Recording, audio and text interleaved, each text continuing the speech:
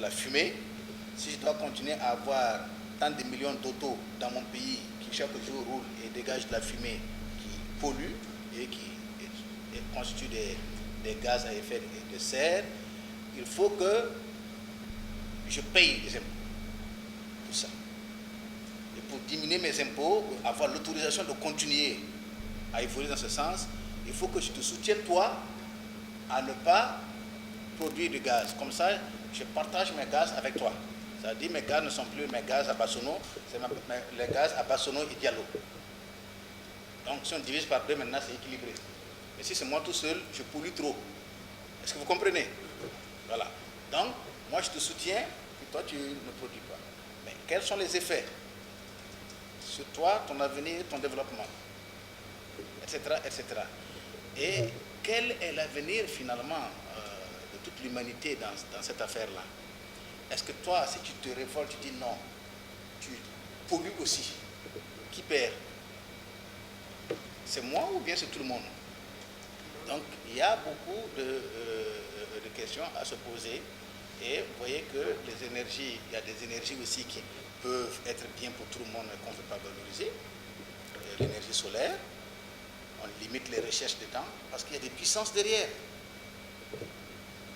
Les puissances pétrolières ne souhaiteraient pas que l'énergie solaire se développe. De la même manière, les grandes firmes qui vendent des engrais n'apprécient pas notre histoire d'effluents. Si l'année prochaine, la Fédération des producteurs de coton arrive à se faire construire 10 000 biodigesteurs et que chaque producteur de coton achetait en gros, disons, 1 million de francs d'engrais par an, ça fait combien de milliards que ces firmes ne vont plus avoir? Donc, elles n'ont qu'un intérêt à faire avancer les choses. Vous voyez, de la même manière, on peut imaginer que chez elles, par exemple, si la femme ou le ménage n'a pas besoin de l'ampoule pour s'éclairer, parce que ils ont déjà des lampes, ils n'ont pas besoin de ceci, libérer la femme des corvées de bois, de ceci, de cela, et couper l'environnement pour choses. Mais on peut imaginer que ces grosses firmes qui produisent du lait, qui ont beaucoup de vaches, transforment la boue de vache en engrais, en effluent, et au passage, le gaz produit va être utilisé à chauffer l'eau pour traiter le lait. C'est-à-dire que pour le lait, il faut le faire bouillir, etc., etc. Et cet engrais, on peut le conditionner et puis le vendre dans les vignerons voisins et tout qui vont l'utiliser.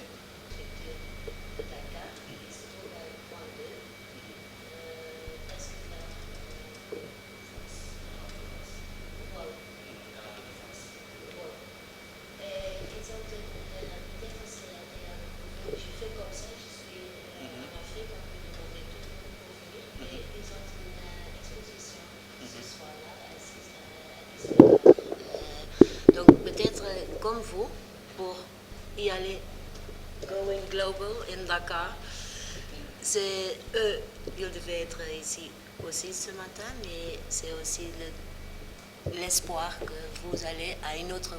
Donc, c'est à l'école là-bas. C'est alors l'école, c'est à 6 heures, c'est une exposition, je ne sais même pas si c'est fait pour ici, mais pour faire la connaissance, ça ce sera des architectes tout pour. Ça c'est à 8 heures.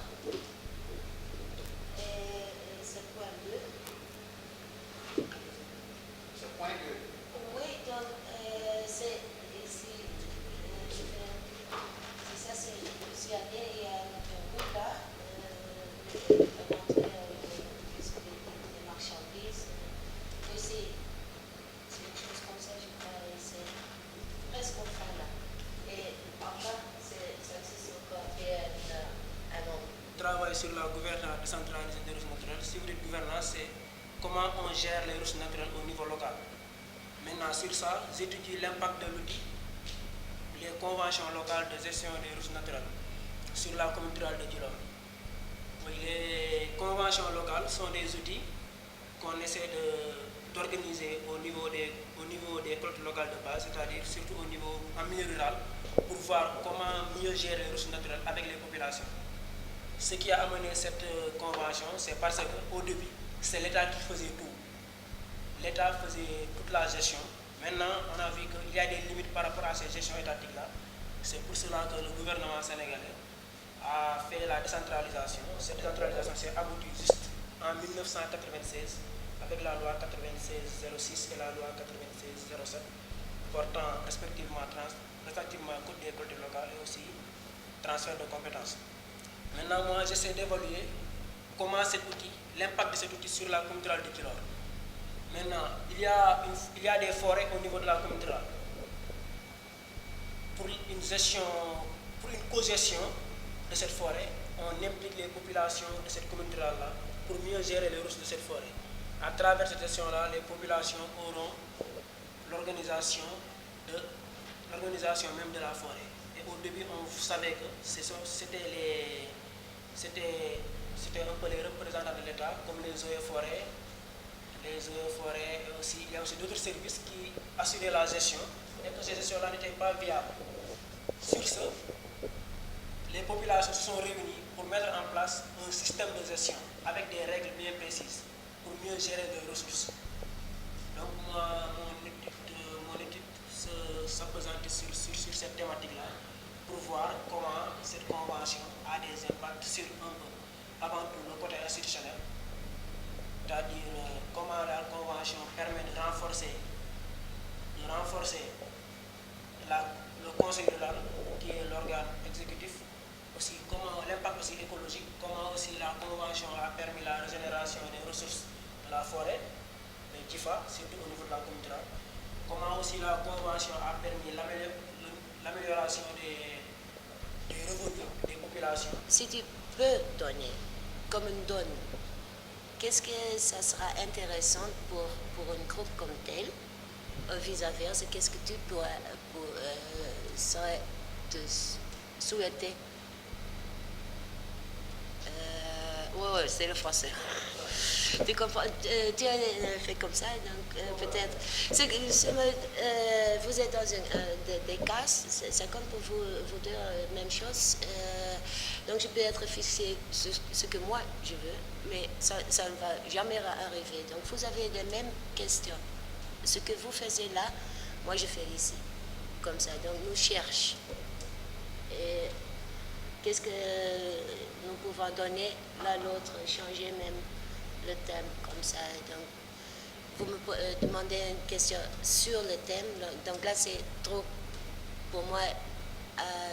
Je ne peux pas répondre à vous seulement. Il faut les mémoires, ça sera correct comme ça. Donc je ne peux pas demander la question à vous, comment vous faites. Mais qu'est-ce que vous avez besoin de, en cas vous avez une rencontre avec vos collègues et avec un type inconnu, donc peut-être ça peut donner un moment, si vous voulez rester encore 3 jours. Donc quoi sera un bénéfice pour vous dans votre mémoire et le temps, Inch'Allah, se faire ensemble. C'est la même question à vous.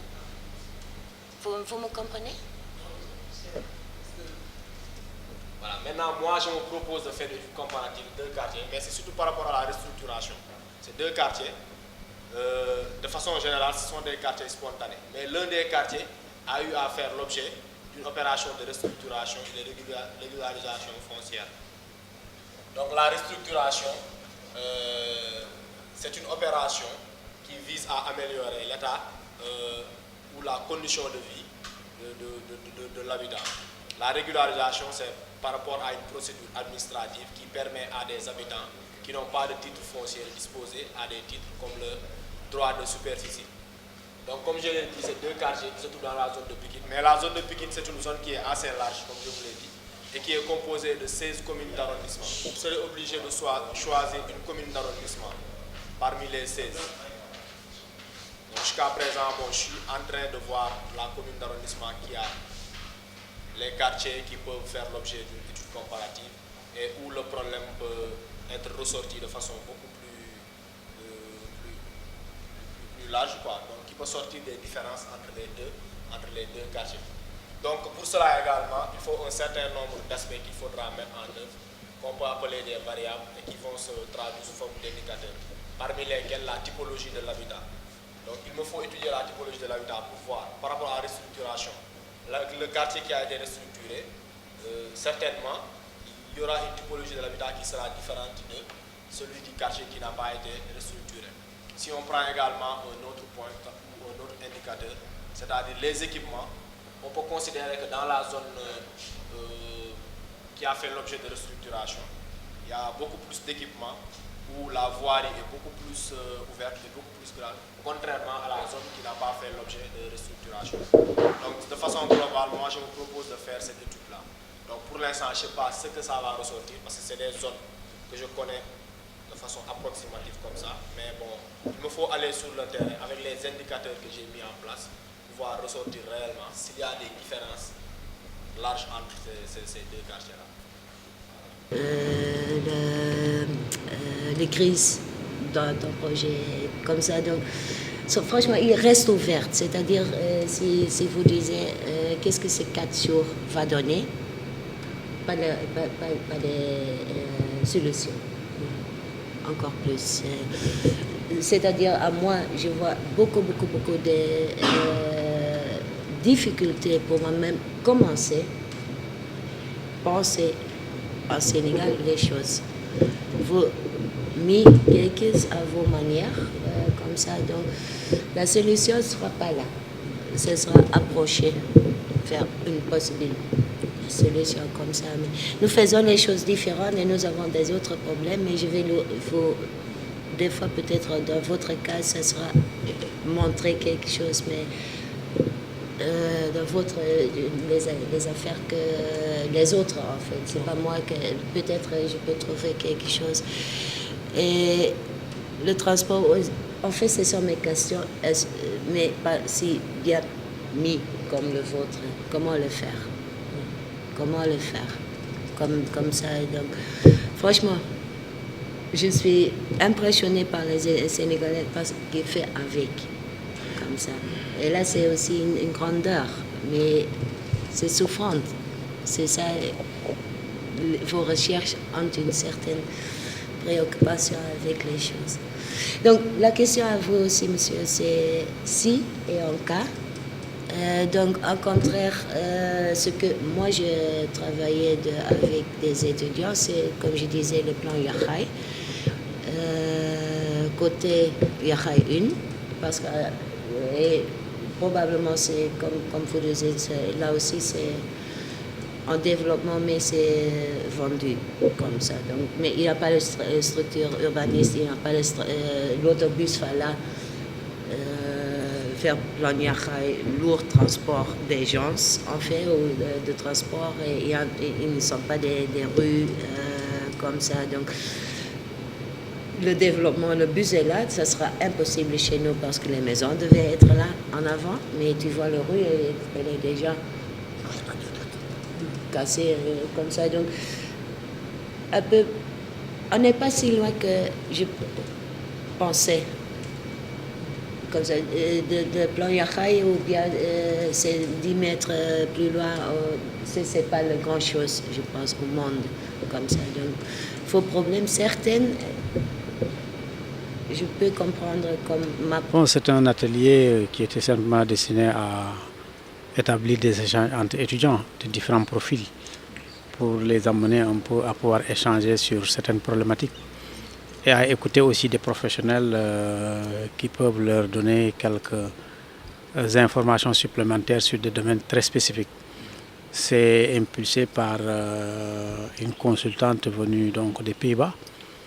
Et en fait, c'est à eux peut-être de voir les raisons, mais je pense que surtout en matière d'aménagement, décentralisation, en matière d'environnement, je pense que nous faisons beaucoup de choses. C'est la raison pour laquelle je pense que nous avons choisi pour faire participer nos étudiants. Oui. Et vous, en retour, que proposez-vous à ceux qui ont voulu venir ici, offrir à vos étudiants une formation? Mais en fait, c'est simplement un testant. C'est pour voir si on peut organiser une session internationale entre étudiants du nord et du sud et entre étudiants du sud. Et ça, cet atelier était juste un préalable, n'est-ce pas, pour tester cette démarche. Et si c'est concluant, je pense qu'on va vers l'organisation d'un cours international qui mettra en contact les étudiants du nord, les étudiants du sud et différents étudiants du sud, des formations publiques, privées, pour les amener. Oui, pour ce premier atelier, Monsieur Bassono nous a informé sur le biogaz, l'intérêt du biogaz. Aussi, je crois que ça c'était intéressant parce que nous savons que nous sommes maintenant dans un monde de globalisation et il y a le problème du réchauffement climatique. Et sur ça, les énergies renouvelables sont les énergies de l'avenir. Pour cet atelier, je veux dire que ça serait intéressant pour moi parce que certes, nous faisions des modules en énergie renouvelable, mais pour ce qu'il s'agissait du biogaz, nous n'avons pas assez de connaissances sur le biogaz. Certes, c'était des connaissances que nous avons par-ci et par-là à travers nos recherches, mais sur ça, nous avons vu qu'au Sénégal, il y a de la matière sur ça. Et il y a 300 biodigesteurs qui ont été installés en milieu rural pour mieux favoriser la cuisson, aussi l'éclairage en milieu rural. Je suis Fulgence Bassono, je suis conseiller technique de la coopération néerlandaise, l'ONG SNV.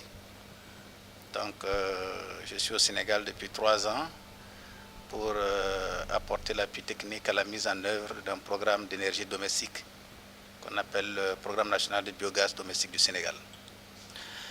Bon, l'atelier en lui-même, je crois que c'est une initiative qui dure depuis des années et que je ne maîtrise pas beaucoup.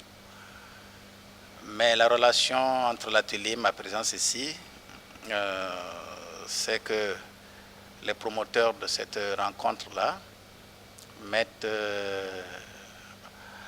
en échange des étudiants des Pays-Bas avec des étudiants du Sénégal pour réfléchir sur différents thèmes dans le cadre donc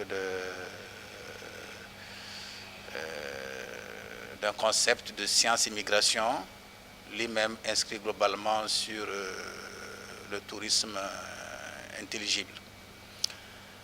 Alors, mettant en œuvre un programme de la coopération néerlandaise et cet atelier portant donc sur des éléments de coopération des Pays-Bas, donc il était donc tout à fait normal que je sois invité pour témoigner de ce qui se fait en termes donc de coopération néerlandaise sous un autre plan, beaucoup plus pratique que le débat intellectuel des étudiants. Après, moi j'ai animé donc un petit exposé pour expliquer aux étudiants ce qu'est le biogaz, à quoi on peut l'utiliser, comment il a été mis en œuvre au Sénégal, quels sont les résultats atteints et quelles sont les perspectives. Je pense que c'est eux surtout qui devront voir ce qu'ils ont pu en tirer, s'ils ont appris quelque chose.